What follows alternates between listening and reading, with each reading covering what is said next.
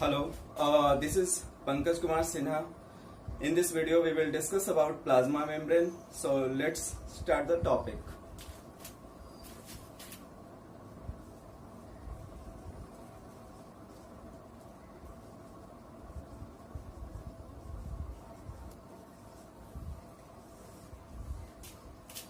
Plasma membrane. तो plasma membrane के बारे में जैसे ही बात करते हैं तो प्लाज्मा मेम्ब्रेन का एक नेम नहीं है, इसके बहुत सारे नेम होते हैं। उसके बारे में हम लोग यहाँ पे सबसे पहले डिस्कस करेंगे।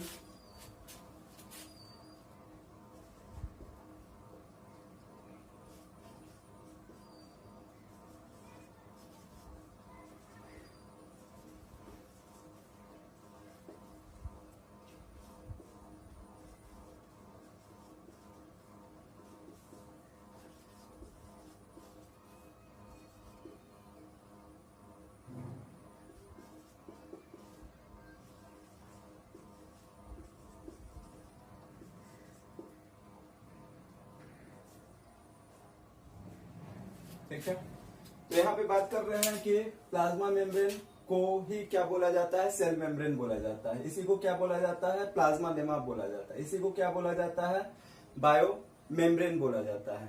ठीक है, तो ये बात तो क्लियर हो गया कि इसके एक नाम नहीं है, इसके चार नाम है। ठीक है, अब नेक्स्ट प्लाज्मा मेम्ब्रेन के बारे में जैसे ही डिस्कशन करते हैं तो प्लाज्मा मेम्ब्रेन क्या होता है, सबसे पहले व्हाट इज प्लाज्मा मेम्ब्रेन, तो इसको पहले डिफाइन करेंगे।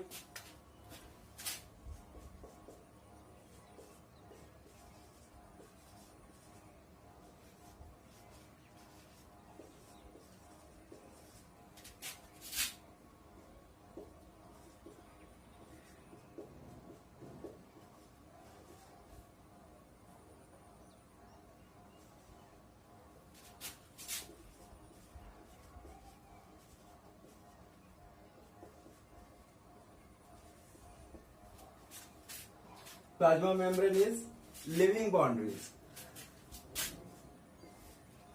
प्लाज्मा मेम्ब्रेन क्या है, लिविंग बाउंड्रीज है। किसका लिविंग बाउंड्रीज है, सेल का। नेक्स्ट इसके कुछ कैरेक्टर के बारे में यहाँ पे हम लोग डिस्कस करते हैं।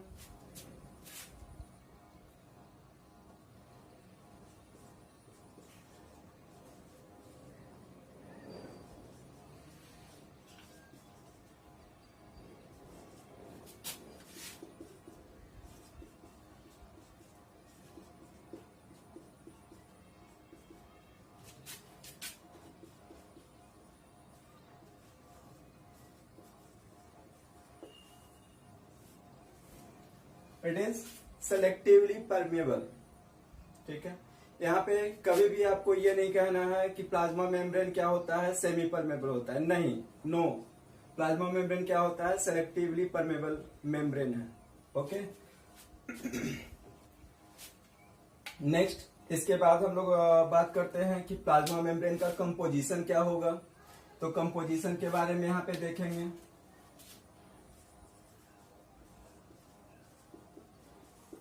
Composition of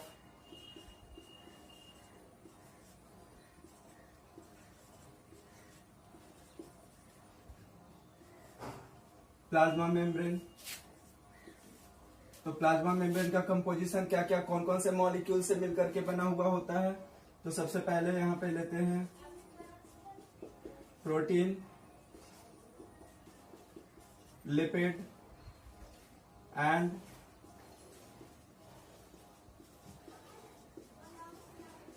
carbohydrates. ठीक है, अब एक क्वेश्चन और यहाँ पे अराइज होता है कि जो प्लाज्मा मेम्ब्रेन है, ठीक है, तो प्रोटीन, लिपिड एंड जो कार्बोहाइड्रेट्स है, क्या उसका कॉन्सेंट्रेशन सभी सेल में एक ही जैसा होता है, तो नहीं। ठीक है,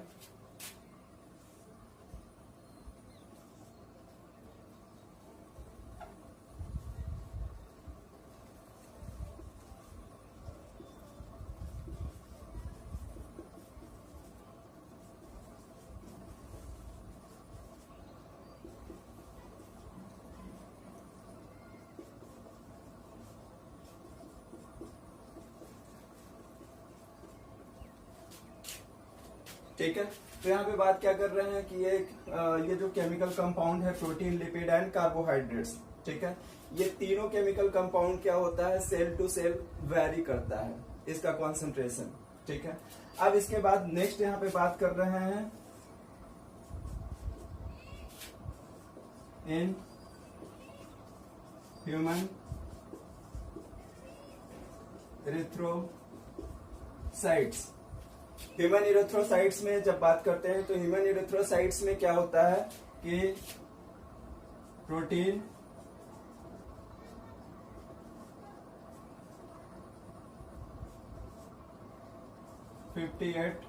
to 59%, lipid approximately 40%, and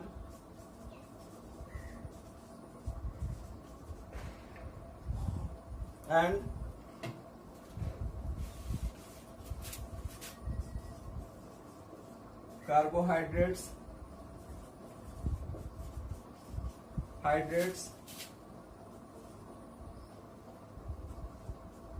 1 to 2%, ठीक है। तो ये टोटल हो गया आपका कितना, 100%। अब यहाँ पे एक बात ध्यान में रखना है कि ये जो कॉन्सेंट्रेशन देखा गया वो कहाँ पे देखा गया है, ह्यूमन इरिथ्रोसाइट्स के अंदर देखा गया है। प्रोटीन का कॉन्सेंट्रेशन इतना होगा, लिपिड इतना और कार्बोहाइड्रेट 1 to 2%, ओके। सो यहाँ पे हम लोगों ने देखा कुछ basic features of plasma membrane. इसके बाद नेक्स्ट हम लोग डिस्कस करने वाले हैं स्ट्रक्चर ऑफ प्लाज्मा मेम्ब्रेन के बारे में।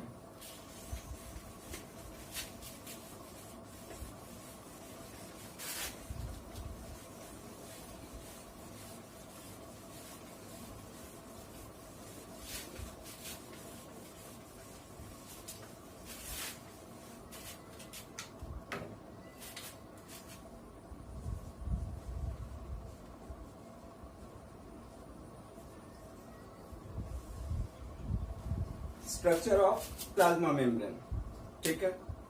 तो स्ट्रक्चर ऑफ प्लाज्मा मेम्ब्रेन के बारे में जब बात करते हैं तो इसमें बहुत सारे मॉडल पहले प्रोड्यूस किया गया, बहुत सारा डिस्कवरीज किया गया। उस डिस्कवरीज के ड्यूरेशन में देखा गया कि भाई जो प्लाज्मा मेम्ब्रेन है उसका स्ट्रक्चर इस तरह का है, उसका स्ट्रक्चर इस तरह का है। तो डिफरेंट साइंटिस्ट ने इस पे काम किया और उन्होंने देखा कि भाई इसका स्ट्रक्चर इस तरह का है। तो सबसे पहले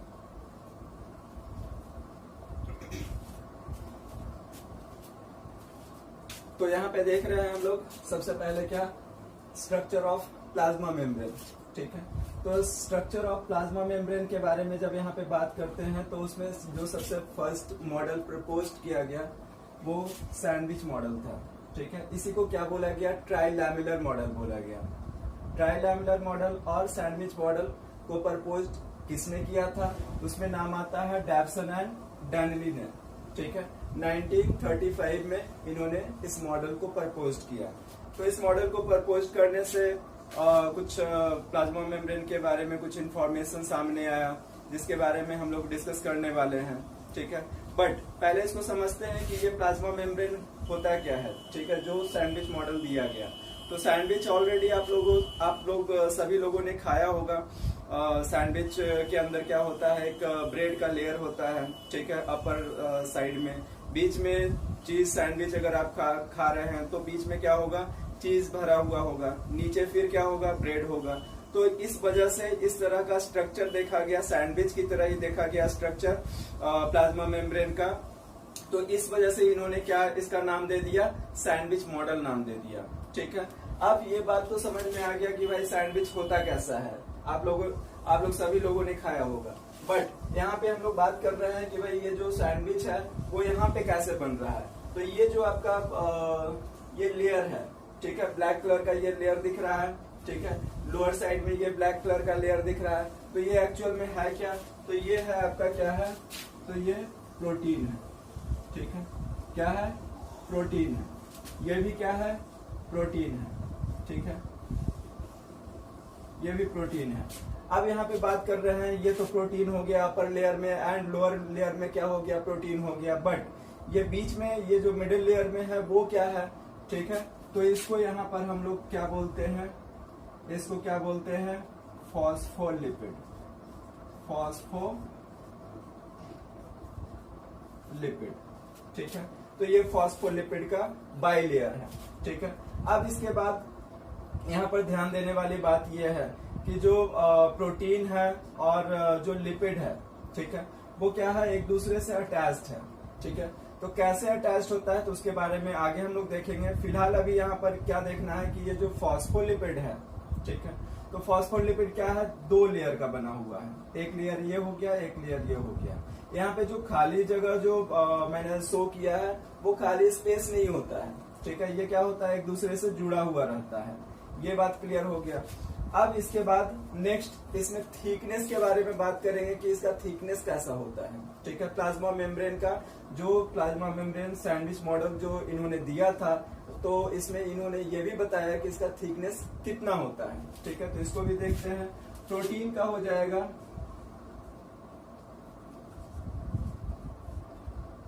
20 एंगस्ट्रॉम, इस प्रोटीन का भी 20 एंगस्ट्रॉम, ठीक है।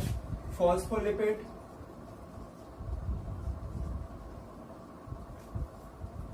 फॉस्फोलिपिड 35 एंगस्ट्रॉम, ठीक है। तो यहां पर देखा गया कि इसका थिकनेस, इस प्रोटीन का थिकनेस इतना है, इस प्रोटीन का थिकनेस इतना है, फॉस्फोलिपिड का थिकनेस इतना है, ठीक है। अब इसको टोटल अगर कर लेते हैं तो टोटल हो जाएगा 75 एंगस्ट्रॉम, जो क्या हो जाएगा, थिकनेस ऑफ प्लाज्मा मेम्ब्रेन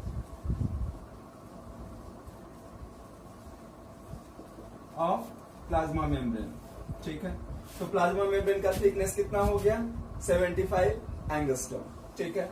अब ये बात तो क्लियर हो गया भाई। इसके बाद नेक्स्ट पॉइंट पे हम लोग डिस्कस करेंगे। ये फॉस्फोलिपिड है, ठीक है। इसको थोड़ा सा यहाँ पे समझने की जरूरत है, इसलिए मैं यहाँ से इसको मिटा रहा हूँ, ठीक है। तो ये वाला जो पोर्शन है, ठीक है, ये इसको हेड बोला जाता है। फॉस्फोलिपिड का क्या हो गया, ये हेड हो गया, ये क्या हो गया, हेड हो गया। और इसका ये वाला जो पोर्शन है वो क्या हो गया, टेल हो गया, ठीक है। तो यहाँ पर हेड लिख देंगे, हेड लिख दिए, ठीक है। अब इसका जो हेड होगा उसका भी क्या होता है, कुछ नेचर होता है। कैसा नेचर होता है तो इसको समझते हैं। हाइड्रोफिलिक, ठीक है। तो हेड कैसा हो गया, हाइड्रोफिलिक हो गया। हाइड्रोफिलिक मीन्स, तो इसको भी समझेंगे, हाइड्रोफिलिक का मतलब क्या होता है। Hydrophilic means hydro means water, ठीक है। फिलिक लैटिन टर्म से आया है, लैटिन टर्म होता है फिलॉस। फिलॉस मीन्स टू लव और मैरिज, ठीक है। तो यहाँ पे हाइड्रोफिलिक का मीनिंग समझना है कि हाइड्रोफिलिक जो टर्म है वो कहाँ से आया। तो हाइड्रो मीन्स वाटर, जनरली हम लोग जानते हैं। फिलिक कहाँ से आया, फिलॉस लैटिन टर्म है जिसका मीनिंग क्या होता है सिंपल में, तो टू लव और मैरिज, ठीक है। तो वाटर क्या करता है, अट्रैक्ट करता है। कौन अट्रैक्ट करता है, तो हेड, ठीक है। तो हेड वाला जो पोर्शन है वो क्या कर रहा है, वाटर को अट्रैक्ट कर रहा है, ठीक है। ये बात क्लियर हो गया। अब इसके बाद टेल के ऊपर बात करेंगे, ठीक है। ये टेल है, तो टेल में कंडीशन क्या होता है, तो टेल में ये कैसा होता है, हाइड्रोफोबिक होता है। हाइड्रोफोबिक होता है। तो हाइड्रोफोबिक मीन्स जो क्या करेगा, वाटर को रिपेल करेगा, ठीक है। हाइड्रोफोबिक मीन्स जो वाटर को क्या करेगा, रिपेल करेगा, ठीक है। ये बात क्लियर हो गया। Hydrophilic head and hydrophobic tell, ये बात हो गया। इसके बाद नेक्स्ट यहाँ पर हम लोग डिस्कस करेंगे कि हाइड्रोफोबिक हेड और हाइड्रोफोबिक टेल, अगर यहाँ पे सपोज कर लेते हैं कि ये मॉलिक्यूल है, ठीक है। इसमें ये क्या है, हाइड्रोफिलिक है, और ये क्या है, हाइड्रोफोबिक है। ठीक है, तो वैसा मॉलिक्यूल जिसमें क्या होता है, हाइड्रोफोबिक एंड हाइड्रोफिलिक दोनों एक ही मॉलिक्यूल के अंदर प्रेजेंट हो। ठीक है, तो इस तरह के मॉलिक्यूल को क्या बोल देंगे, एम्फीपैथिक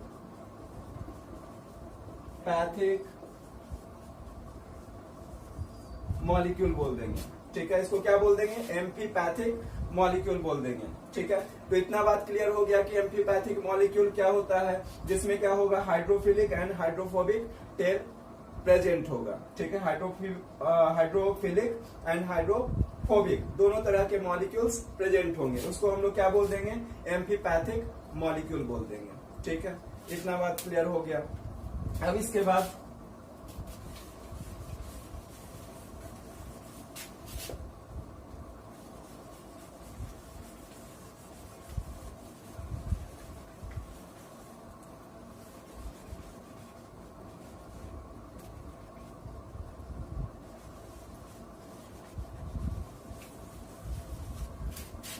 नेक्स्ट यहां पे बात करेंगे कि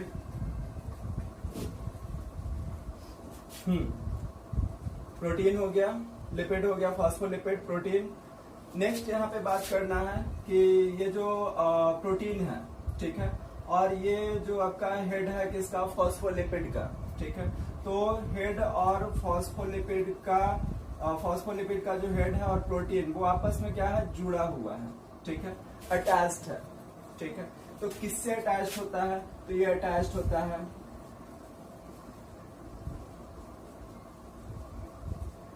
hydrogen bond and ionic bonds.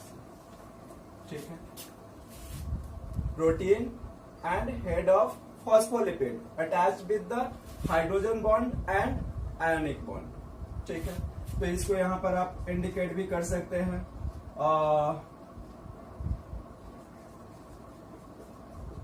Protein and head of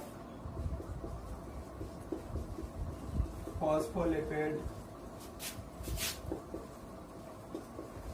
attached with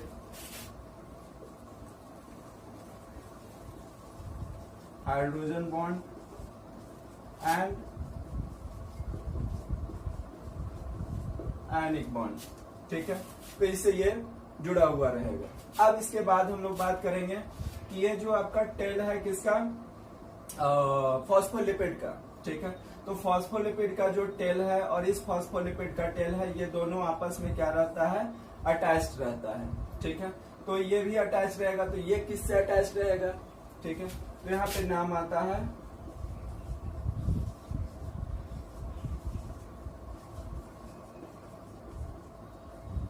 van der Waals forces. ठीक है, तो वंडरवाल फोर्सेस से ये दोनों क्या रहेगा, अटैच्ड रहेगा।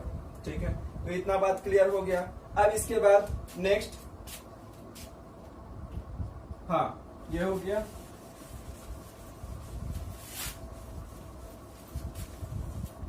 यहां पर एक स्ट्रक्चर और दिख रहा है आपको, यहाँ पे थोड़ा सा मैंने गैप छोड़ा है। ठीक है, तो इसको क्या बोला जाता है, पोर बोला जाता है। ठीक है, और पोर का जो स्पेस होगा, ठीक है, वो गैप जो होगा, ठीक है, वो कितना होगा, 0.35 नैनोमीटर। ठीक है, तो यहाँ पर ये जो गैप रहता है इसका पोर का, वो कितना रहता है, 0.35 नैनोमीटर। ठीक है, तो ये बात हम लोगों ने किया किसके अंदर, सैंडविच मॉडल के अंदर, ट्राइलैमिलर मॉडल के अंदर। ट्राइलैमिलर मॉडल में हम लोगों ने देखा क्या भाई, डैप्सन एंड डैली साहब ने दिया था 1935 में। ठीक है, इसके बाद यहाँ पर क्या हुआ, सैंडविच मॉडल था। जैसा मैंने पहले ही आपको बताया कि सैंडविच मॉडल के अंदर क्या होगा, एक लेयर प्रोटीन का अपर साइड में, एक लोअर साइड में, बीच में क्या होगा, मिडिल लेयर में फॉस्फोलिपिड होगा। ठीक है, फॉस्फोलिपिड में हम लोगों ने बात किया क्या कि फॉस्फोलिपिड का जो हेड होता है, ठीक है, वो कैसा होता है, हाइड्रोफिलिक होता है। टेल जो होता है वो हाइड्रोफोबिक होता है। ठीक है, इसके बाद हम लोगों ने देखा यहाँ पर ये अटैच होगा हेड विद प्रोटीन के साथ with the help of hydrogen bond and ionic bond. ठीक है, टेल टू टेल अटैच्ड होगा with the help of van der Waals forces. इसके बीच में यहाँ पर क्या होगा, गैप होगा जिसको पोर बोलेंगे। इस गैप का जो थिकनेस होगा 0.35 नैनोमीटर। ठीक है, तो यहाँ पे हम लोगों ने देख लिया कि ये सैंडविच मॉडल इन्होंने जो प्रोड्यूस किया था उस मॉडल का कंडीशन क्या था, सिचुएशन क्या था, वो सारा कुछ हम लोगों ने यहाँ पे डिस्कस कर लिया है। ठीक है, अब इसके बाद नेक्स्ट एक और मॉडल आया, उसके बारे में भी इसमें डिस्कशन करेंगे।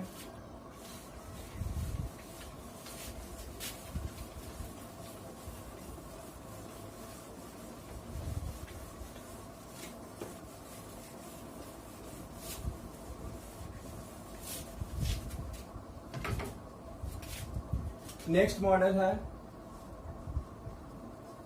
Unit membrane model. ठीक है, यूनिट मेम्ब्रेन मॉडल, जिसको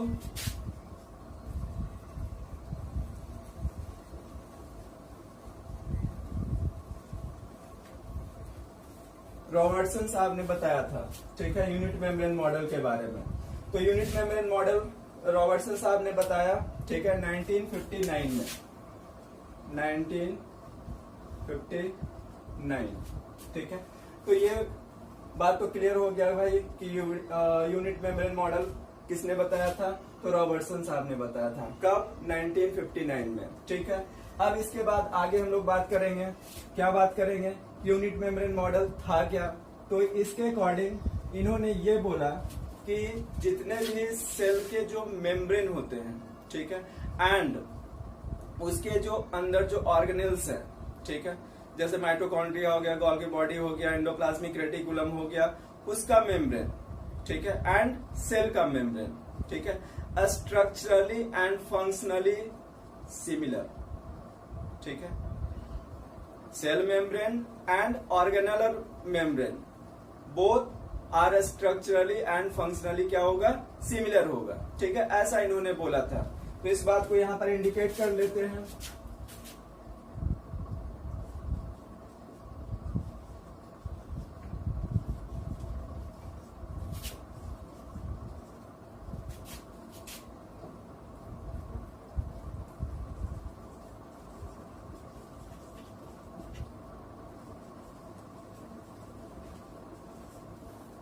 cell membrane and organelle membrane, ठीक है, both structurally and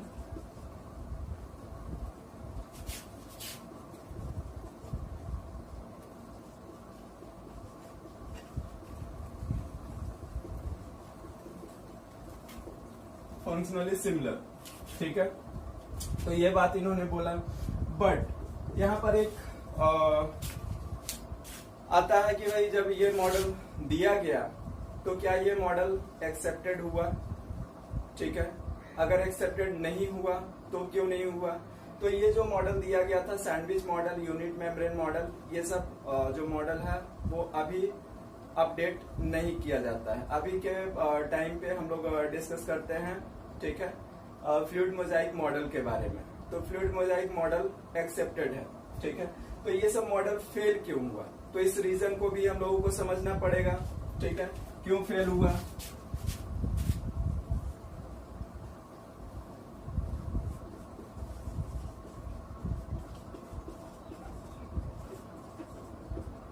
fail due to not explain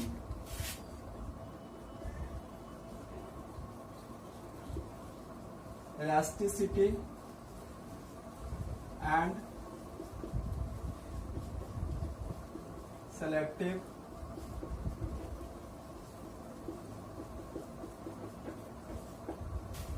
permeability। ठीक है, तो इन लोगों ने जो मॉडल प्रोड्यूस किया था, ठीक है, उसमें इलास्टिसिटी एंड सेलेक्टिव परमेबिलिटी के बारे में नहीं बताया था। ठीक है, इस वजह से unit membrane model and sandwich model क्या हो गया, फेल हो गया। ठीक है, तो ये हम लोगों ने देखा यहाँ पे इसके बाद नेक्स्ट वीडियो में हम लोग देखेंगे फ्लूइड मोजाइक मॉडल के बारे में।